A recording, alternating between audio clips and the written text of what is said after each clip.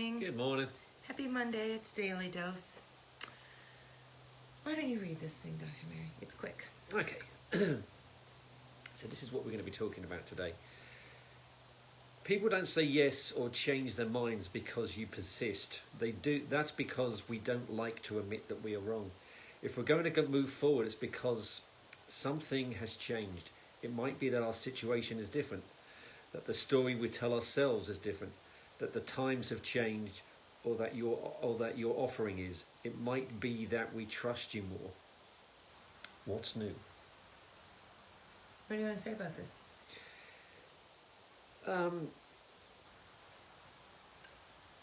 Change, if you're gonna, well, actually, from an addiction point of view, change is, in this respect, an incredibly necessary and healthy thing, but it's also incredibly scary. And more often than not, it's not really your decision. And it's the decision of someone near you or next to you that inevitably helps push you into that final direction.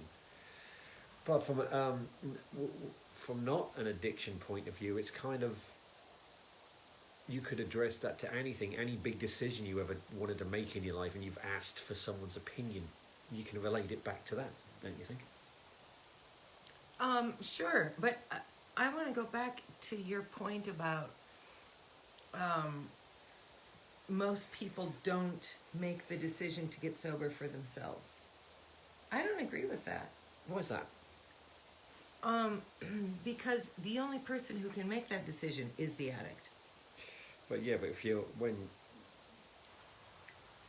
you're always in I was in a state of denial that I was actually an addict in the first place. Right, but think of the years. I mean, go back to the first sentence.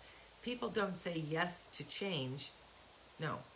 People don't say yes or change their minds because you persist. So I was very persistent and used every tactic I could think of, and it got me nowhere, which means it got you nowhere. It wasn't until you decided to do the work. I mean, yes, I sort of forced your hand and made you go to rehab, you could say. But you still had to ultimately make that decision. But that decision came after I had all the alcohol removed from my system, so I could actually think clearer. Oh. In the stage of actually still consuming, you don't think like that, and you don't listen to anyone. So something has to happen for that change. It is that change. You're sober.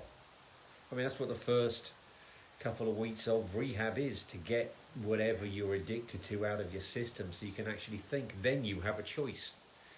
Do you want to continue to work towards long-term sobriety, or do you want to move backwards? Yeah, okay. I would concede that point. But I do think we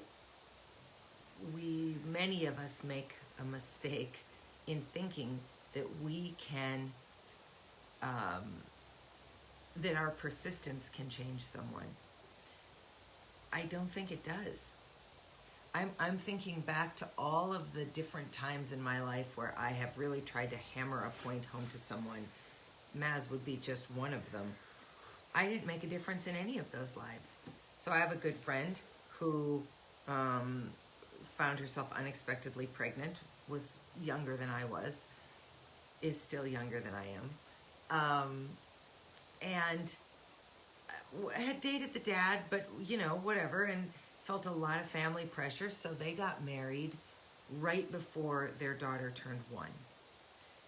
And I turned to her before I walked down the aisle, one person ahead of her, and said, "Hey, if I stand on the train of your dress, will you please not do this?" And she did it anyway, and then they got divorced very, very shortly after that. And I had given her a million reasons why this was a mistake. I knew it was a mistake. I think she knew it was a mistake. But all of my persistence, all of my persuasion and arguments didn't get anywhere. She had to make the decision.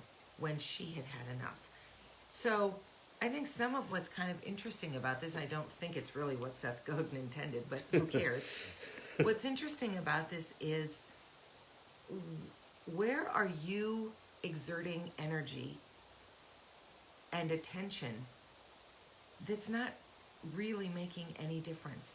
And how might you use that energy and attention for something different or better? I gave hours of my life to trying to get you to understand you needed to stop drinking. It didn't get us anywhere, because that's not how it works. And if you don't believe me, if you really do think, oh no, I can change people, tell us an example where that's worked. Because I don't really think we can change people. I think people have to elect to change themselves. You can be an assistant. You know, it's why we hire coaches at the gym. Yeah. Or a tennis coach, or a piano teacher, or a tutor, or all those kinds of things. You can provide resources. You can offer guidance and a path, but you can't force anybody to do anything. And boy, if we go way back to some conversations we had last fall, Dr. Edith Eger and her book, The Choice. So she was a Jewish prisoner during World War II as a teenager. Her first night in the prison camps, she and one of her sisters and both her parents were picked up. Her other sister was studying violin in another country, another city. But she and her sister and her parents were picked up. They got off the train. Her parents were put into another line and were immediately marched off and gassed. So they were killed instantly. She and her sister both survived. But what could be more extreme than those German soldiers believing that they could, through their own persistence, systematically wipe out an entire race of people? Or Americans doing the same thing to Native Americans. Look how poorly it worked. I mean, yes, it killed millions of people, but in Dr. Eger's case, it didn't change her. They didn't break her at all. They certainly came close. But it's just, I mean, that's an extreme example, and she opted not to give in to that. So you don't have to give in, and more importantly, you probably aren't going to make a difference anyway. So where should you be putting your energy? I don't know. That's kind of off topic, but I just think about all of the time I've given believing that, oh, my ideas are so good for your life that I'm going to share them with you whether you've asked or not, and you are going to benefit from my wisdom. I think that's a lie. The second sentence says it all, though. Okay. You know, it's because we don't like to admit we're wrong. Yeah. I certainly don't. No, I'm never wrong. That's it's a blanket statement, but it's true. What's happening with my hair? Oh, we're not going back to the hair. I'm sorry. I didn't blow dry it today. Any suggestions, please add a comment. We don't like to admit we're wrong, but if you're an addict, you don't like to admit you're an addict. Because you're stuck in that weird loop of denial and, no, I've got a handle on this, everything's fine. If everyone could just be quiet for a minute, I can concentrate on being fine. Do you mean, is that what you tell yourself as an addict, or that? Okay. Well, that's what I okay. used to tell myself. And the more people I've talked to, it's another symptom, because everyone does it. You know, it's something that all addicts have in common. They think they're in control of themselves, and they don't really have a problem. They don't really see that everything around them and in them is spiraling out of control. But that's where the people come in to help. Now, those of you that persist, and thankfully there are some that are there, thank you very much, get caught up in it too. So they have to move with you to a certain extent. So if they want to help, they have to make sure they're invested in you. But change does really come, I guess the point of this is change does come from within. If you're going to move forward, it's because something has to change. It could be that person finally realizing that they're wrong. Going back to that second sentence, we don't like to admit that we're wrong. Yeah. You and have also to. The only not- way to change is to admit something needs to change. But then you need the courage and the help and the wisdom to ask for help to allow that to happen. It's hard. None of this stuff is easy.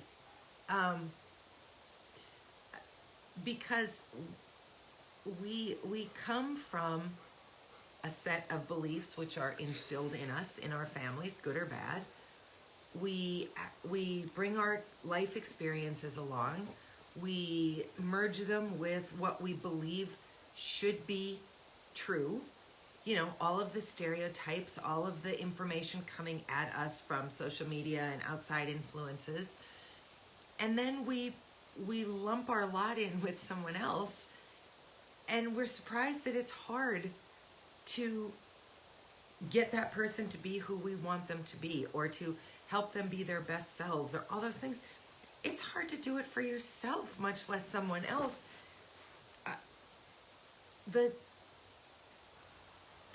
Some of the hardest but most profound learning for me during those weeks in the hospital and rehab was just, I had to stop and assess how much time and energy I had given to thinking that I could make Maz be what I wanted Maz to be, what I believed Maz should be.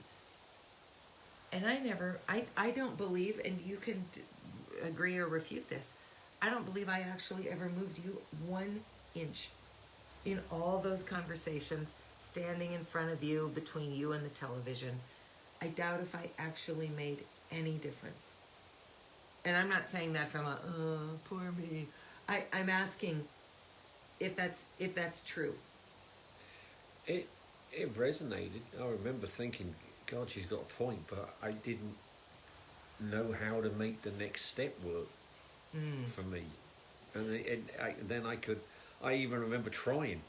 It just never worked. Yeah. So that's an important piece. Sometimes you fail not for want of trying or lack of trying. Change is hard. And when you've laid something as massive as an addiction on top of you, this is where you and I are in absolute agreement around the disease part of addiction, because I did watch you try and inevitably fail over and over and over again. And for those of us who don't struggle with this, think about the places in your life where you do fail. You wake up in the morning and you think, boy, I'm not going to have 2 donuts at work or whatever. And you eat the second donut, and then you just berate yourself for the rest of the day. And you get up the next morning and you start and you fail, and you start and you fail. And, you know, there's a lot of despair around failing to change. But it's because we don't recognize how hard change is. Yeah, and scary. It is scary too. It's a scary thing. It's also scary to work out you're not in control of yourself. Yes, I bet that's true. As someone who demands self-control, I'm sure I've told you this. I really have been all out drunk once in my life. At a bar, in college, I was 21. I stood up and fell over. And I just laid on the floor for a minute and thought, what's happened to you? And I instantly realized it, and I was so outraged. And then I was so outraged that I could not make myself instantly sober. Oh my gosh. It was just an out of control feeling that was unlike anything I've ever had. And I knew I would never let myself go to that place ever again. And I never have. I'm not saying I've never been tipsy, but I've never allowed for that to happen because I have to be in control. I don't know if you knew that. Did you know that? It's the summer. It's the longest day of the year, and you're just unfolding like a beautiful flower. Yeah. Anyway, what else do you want to say, Dr. Mary? Anything? No, I think I got myself out of that one quite well. No, and also, I mean, this whole thing, you can also relate this to you're stuck in a rut. Yeah, you want to get out of a friendship or a relationship, or you want to change your job because it's actually destroying your soul. You can be afraid of change too. You know, it's scary to, you know, it's job interviews. I mean, I haven't had a job interview in 15 years, but they're scary. I love them. Oh, They're an audition. yeah. I've had a lot. I love them. Clearly no one's offering me other jobs, but I do go to auditions. I do go to interviews sometimes. No, I love them. Yeah, but they can see someone loves them, someone's terrified of them. Yeah. Well, I think Mostly because then you go there, you're trying not to look nervous, you're sweating to your best shirt, and you're feeling judged. Well, you are being judged. Yeah, that's true. That's true. Just to wrap this up, I think the valuable piece to this, actually for me, the valuable piece, and I hope the takeaway for you is figure out where you're putting your time and energy and attention into really trying to change someone else, and recognize that you're probably making very little difference. So figure out where you can put that incredible amount of time and energy into something that's actually productive. Not because the person doesn't merit your care and assistance, but because when is the last time you actually changed anybody? I would love to hear who can say, oh yeah, yes, I did change them. And from another point of view, if you're ever in the situation where the change you need to do is an addiction, and then when you wake up that first time when you're clearing your head and you think, I need this change to happen, which is again part of this statement, it's because something in you has changed. It might be that your situation is different, you're seeing things from a sober mind. What kept me going then was the fact that there were people who were persistent in wanting you to change, which to me, that helped make me feel like I was worth something. Well, they were persistent in providing you a path But forward. what about you? You never disappeared. And then all of our friends, when they found out, they just rallied around and went, oh my God, are you okay? And then they were all horrified that they didn't know. Yeah, and I told all of them to get in line behind me. So there's that. All right, But it's time to wrap because up. that group was there, and you, if someone's persistently trying to get you to change because you're addicted, then you are worth something to somebody. So keep that in mind. That's nice. Have a great day. We'll see you tomorrow. See you tomorrow. Bye.